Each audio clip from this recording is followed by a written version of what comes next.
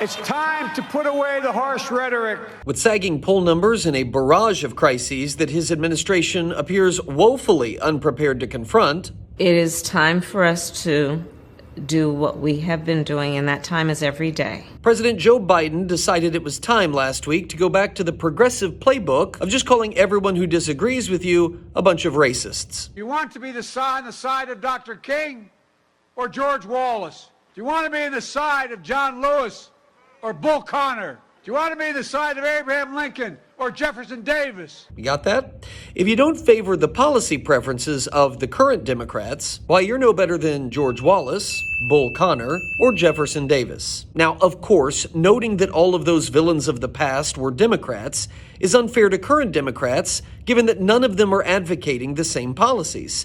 Any fair person can acknowledge that. But since no current Republican is advocating those same policies of those chaps, isn't it also unfair of President Biden to suggest the same? Especially for a guy that came into office pledging a new era of civility. Let's give each other a chance. It's time to put away the harsh rhetoric, lower the temperature, see each other again, listen to each other again. And to make progress, we have to stop treating our opponents as our enemies. Is this giving others a chance, Joe?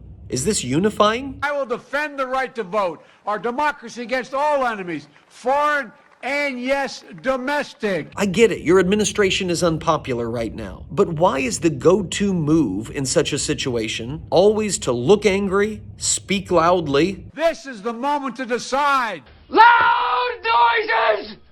And vilify half the country? I know it's kind of a tradition at this point. You can put half of Trump's supporters into what I call the basket of deplorables. But does it have to be? Even Biden's fellow Democrats, like Senator Dick Durbin of Illinois, said Biden went a little too far in his rhetoric. Now keep in mind, this is the same Dick Durbin that used a racial slur, token, to refer to his black colleague Tim Scott just because Scott disagrees with Durbin's politics. What does it say when people who are comfortable publicly using racist language are calling you out for going too far? Press Secretary Jen Psaki responded, of course, with the, well, the other guy did this, so it's fine if we do too defense. Yeah, but didn't you campaign on not being the other guy? Wasn't the whole charm of Joe Biden supposedly about his penchant for pulling people together and working across the aisle? Look, I may not be an expert in that, but talking like half the country, including a significant number of black people, are walking around in white sheets,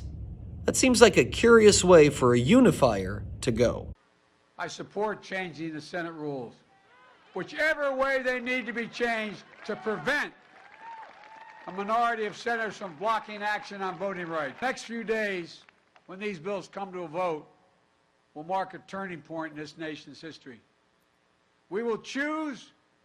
The issue is, will we choose democracy over autocracy, light over shadows, justice over injustice? I know where I stand. It's time to put away the harsh rhetoric.